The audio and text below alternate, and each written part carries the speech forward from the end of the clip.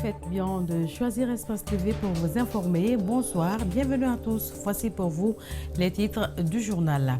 Comment réduire les risques d'accidents et de manipulation des jeunes taxis-motards? La question était ce samedi au centre d'une formation initiée par l'Observatoire guinéen de la sécurité routière et la mobilité urbaine. Et puis les réactions se multiplient après l'annonce du président de la République sur une éventuelle augmentation du prix du carburant. Élèves et étudiants ont réagi. Ils craignent que les mêmes erreurs de l'année dernière se répètent et se répercutent sur l'année scolaire en cours. C'est tout pour le sommaire. Bienvenue à tous. Je vous le disais à l'instant, appui à la réduction de l'instrumentalisation et des violences politico-sociales des jeunes taxis-motards de Conakry et de Zérékoré. Une formation s'est tenue ce samedi pour tenter de mieux organiser la corporation. C'est une initiative de l'Observatoire guinéen de la sécurité routière et la mobilité urbaine. L'objectif est de réduire les risques d'accidents et de manipulation de ces jeunes. Mamadou Sayo Baldé, Ibrahima Souri Camara, reportage. Plus besoin de démontrer l'utilité des taxis-motos à Conakry et en province. La corporation a réussi à s'imposer et imposer le respect. Problème, le désordre de la circulation, les risques d'accident et surtout des manipulations en période électorale. Cette donne doit changer. Que les mototaxis comprennent que leur activité, qui est une activité génératrice de revenus, ça leur sert, mais ça sert aussi à leur famille. Donc leur vie est plus importante que les petites miettes parfois qu'on leur donne pour les mobiliser et les impliquer dans des mobilisations, dans des campagnes et qui parfois peuvent leur coûter la vie. Un minimum de 4 départements ministériels et des institutions impliquées pour réglementer le secteur. Autant il est important d'encourager la lutte contre le chômage, autant cette profession doit être encadrée. Conjointement avec le gouvernement guinéen, et d'ailleurs il y a 6 départements ministériels impliqués dans la mise en œuvre du projet, dans le ministère de la Jeunesse et de l'Emploi jeune qui a le lead, et accompagné également par 3 agences du système des Nations Unies. La mairie de Ratoma et la coordination des taxis-motos prennent très au sérieux cet accompagnement du gouvernement et des partenaires, d'où leur implication.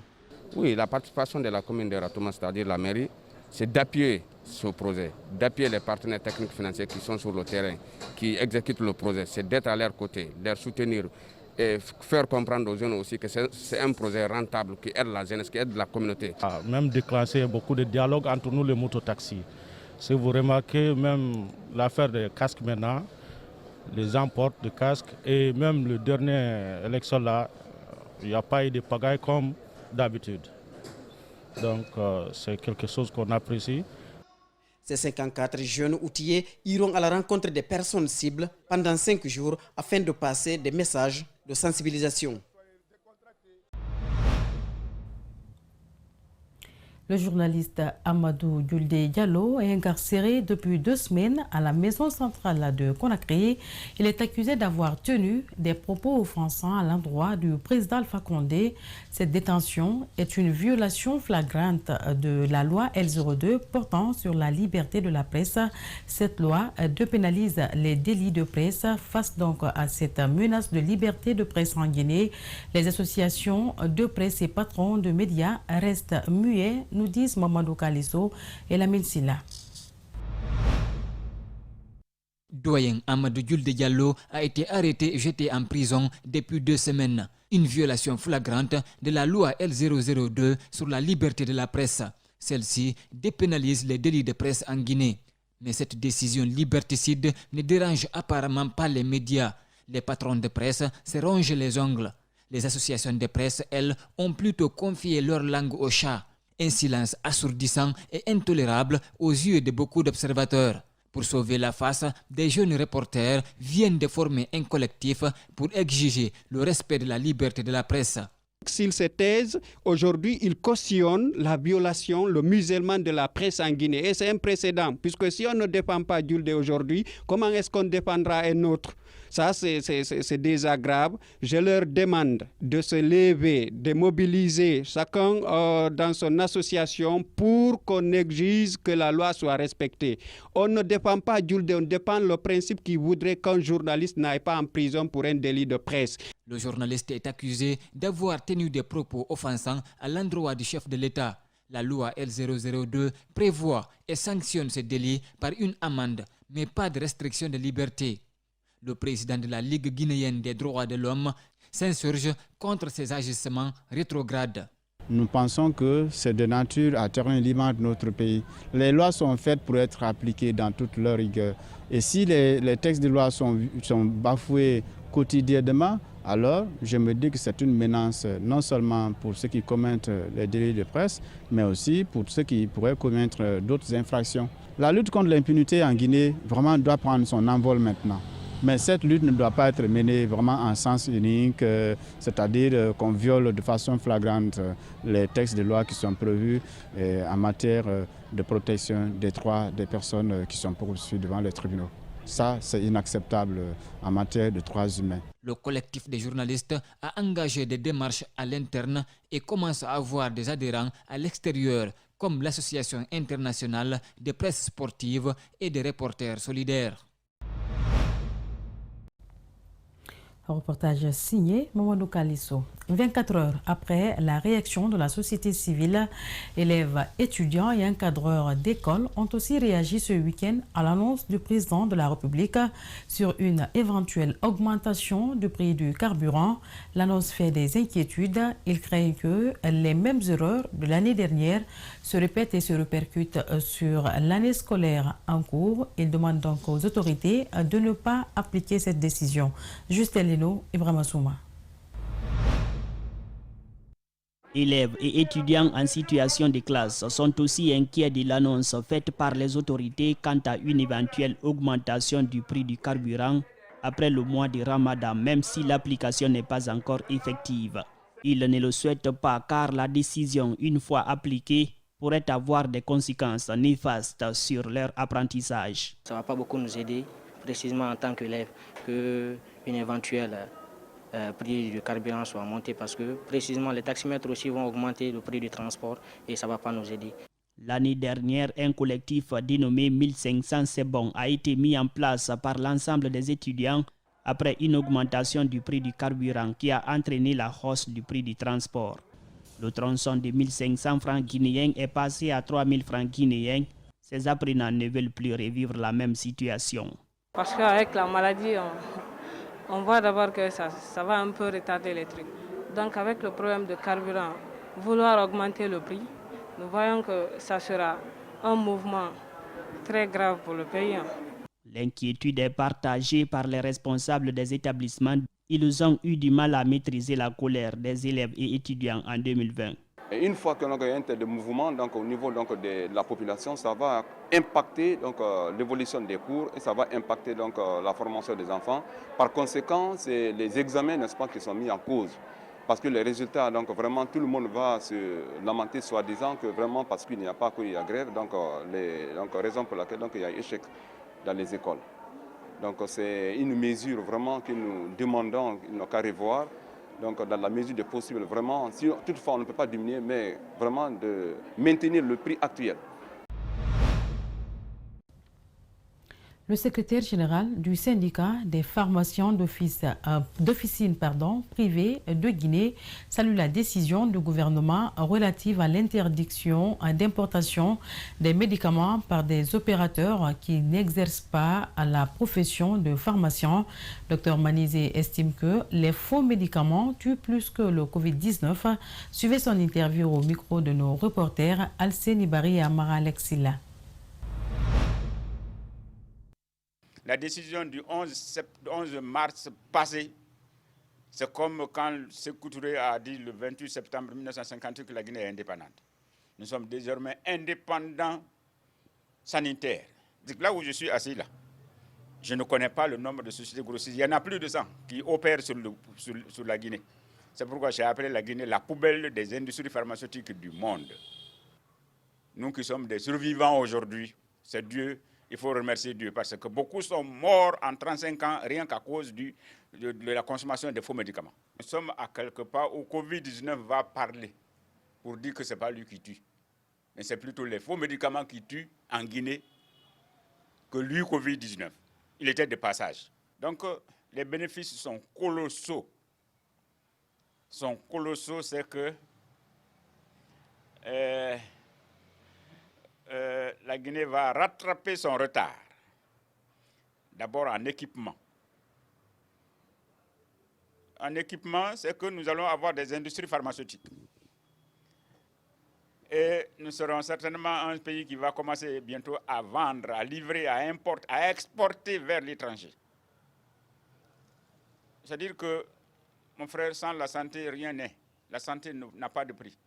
Le Ghana a 70 unités de fabrication de médicaments. La Côte d'Ivoire en a 53. Je ne dis pas qu'on va donner les médicaments gratuitement en Guinée, hein, mais les médicaments seront accessibles. Accessibles et disponibles partout. La même qualité à Conakry jusqu'à Yom et le même prix.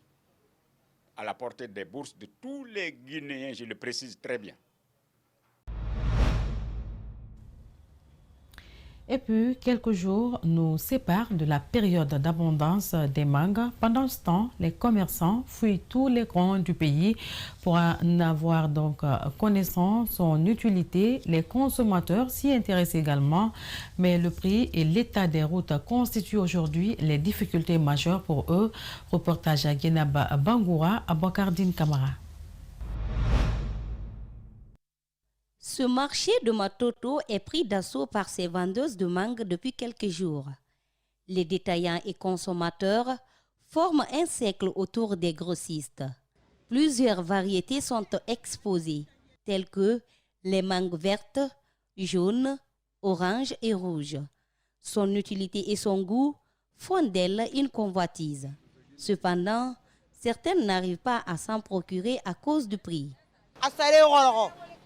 Le coût est trop élevé. Quand tu viens, on te dit 4 pour 10 000. Pourtant, c'est ici ces mangues sont plantées. Quand tu payes pour 5 000, la quantité est insuffisante pour la famille. Il faut qu'on nous aide.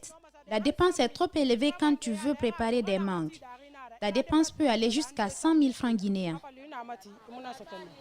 Dans la capitale, des mangues ne sont pas encore mûres. Comment ces vendeuses parviennent-elles à l'avoir? Massila nous explique son périple. C'est au village nous cherchons des mangues.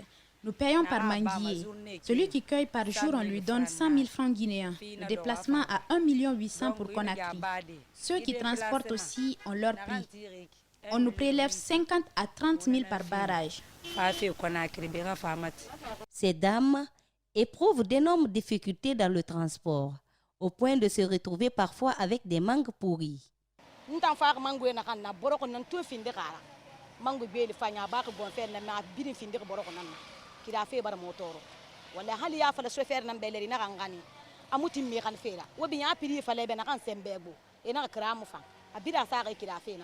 faut tout de même noter que cette variante de mangue procède celle du mois de mai avec le début des grandes pluies. Un reportage à signé Guéna Bangoura et Abokardine Camara. Médaille de bronze avec le Sili local lors de la dernière édition du championnat d'Afrique des Nations Cameroun 2021. Les bonnes nouvelles s'enchaînent pour Kanfouri Lapé Bangoura. Après avoir signé un contrat avec la Fegifoot, le technicien guinéen vient de recevoir un diplôme international après plusieurs mois de formation. La remise a eu lieu ce matin au siège du Comité national olympique et sportif guinéen. C'est un reportage de Moustapha Kourouma, Mamadou Boiba et Aliouba. C'est le Comité national olympique et sportif guinéen qui a facilité cette formation de 3 mois offerte par le programme d'appui international au sport africain et des Caraïbes. Les entraîneurs de chaque fédération ont besoin de la formation. Certes, l'AP avait d'autres diplômes, mais celui-ci est spécial car il englobe plusieurs aspects liés au sport. Avec ce diplôme, tu as la connaissance des autres disciplines sportives. Tu as une connaissance. Et mieux, tu as tous les facteurs de performance. Donc, entre autres, les facteurs alimentaires, mais par catégorie d'âge aussi, de 6 à 18 ans et plus. Tu sauras désormais qu'est-ce qu'il faut donner à une catégorie d'âge de 6 ans, quelle formation il faut donner à cette catégorie, ainsi de suite, jusqu'à 18 ans et plus. Le directeur national des sports et des activités physiques salue le parcours et le courage du technicien guinéen. Il estime d'ailleurs qu'il peut désormais diriger la direction technique nationale. La direction technique nationale, le football de Guinée doit revenir à la paix. Aujourd'hui, le sport a quitté la rue pour l'école dans la plupart des pays. La Guinée traîne les pas encore pour plusieurs raisons, d'où ce plaidoyer de Kamfori Lapé Bangoura. Mais il faut savoir, selon chaque catégorie d'âge, les thèmes, les facteurs, les éléments qu'il faut fournir. Mais pour le faire, il faut trouver des installations. C'est pourquoi j'interpelle un peu l'État à travers le ministère des Sports pour retrouver les installations sportives, les mettre au niveau. Je crois que le ministère des Sports peut être en rapport avec le ministère de l'Enseignement, de l'Éducation, pour que ces jeunes de l'école puissent venir pratiquer, parce que c'est le sport et les études en un mot. Le ministère a soumis un projet de loi à l'Assemblée nationale qui, s'il est adopté, va résoudre plusieurs problèmes dans le domaine du sport, selon Kabassan Keita. Nous continuons à célébrer la femme en ce mois de mars. Notre rédaction s'intéresse aujourd'hui à Hafsatou Ba, diplômée en communication, mère célibataire. Hafsatou Ba est une jeune dame qui, après ses études, a créé un start-up de production de produits naturels. Très engagée, la jeune dame voit l'avenir de son entreprise de vente de jus naturels dénommée Les Délices de Hafsa. Très radieux, Antoinette Dédé Onivoyer et Amara Alexila sont allés à sa rencontre. Suivez. Hafsatou Ba a un bac plus 4 en communication d'entreprise. Mère d'un petit garçon, attendre que l'État l'emploie n'est pas dans son programme. Alors, elle ne surestime pas sa formation et crée sa propre entreprise de vente de jus naturels, sans gêne. Moi déjà, depuis petite, j'aime pas demander. C'est quelque chose que j'ai en nature, j'aime pas demander, j'aime pas tendre la main. Donc, je me suis dit, je suis là, je suis avec ma maman qui ne se porte pas bien. Pourquoi ne pas essayer de mettre quelque chose en place pour ne pas attendre tout le temps que papa envoie de l'argent ou les frères envoient de l'argent. Il faut se battre soi-même et ça va m'aider. Effectivement, c'est ce qui est en train de se passer. Aujourd'hui, quand même, on arrive à sortir un peu la tête de l'eau. Malgré les contraintes qu'implique cet investissement, son rêve le plus ardent est de faire grandir son empire. Aujourd'hui, je crée mon entreprise à partir de rien. Quand je dis à partir de rien, j'ai pas de local, j'ai pas les matériaux adéquats pour tout ça, mais j'ai foi. J'ai foi et je me dis que ça va aller. Si je continue, peut-être un jour j'aurai des investisseurs qui viendront vers nous, j'aurai des contrats qui vont vraiment nous ouvrir la porte, on aura des formations, on sera connu du grand public. Rompue à la tâche, Hafsatou Ba n'entend pas lâcher prise. Elle encourage vivement les jeunes de son âge à entreprendre. Donc je me dis que toutes les femmes aujourd'hui sont des entrepreneurs dans l'âme, mais elles n'ont juste pas quelqu'un pour les booster, pour leur montrer comment faire. Donc, j'encourage toutes ces femmes aujourd'hui qui veulent se lancer. Il n'y a pas de saut métier. Aujourd'hui, tout ce qu'on banalise, on se dit que faire du jus, c'est banalisé, c'est pas trop... Non, je ne peux pas faire ça. Mais si tu professionnalises le truc, directement, ça passe et ça devient une entreprise en fait. Les délices de Hafsa sont composés de jus naturels, bissap, gingembre, jus de baobab, tamarin et tant d'autres. Et c'est sur cet élément que prend fin ce journal réalisé par Djibril Ba, coordonné à la régie par Abakar Foté-Souma et Lamine Sidibé. Merci de l'attention. Bonne soirée sur Espace TV. Au revoir.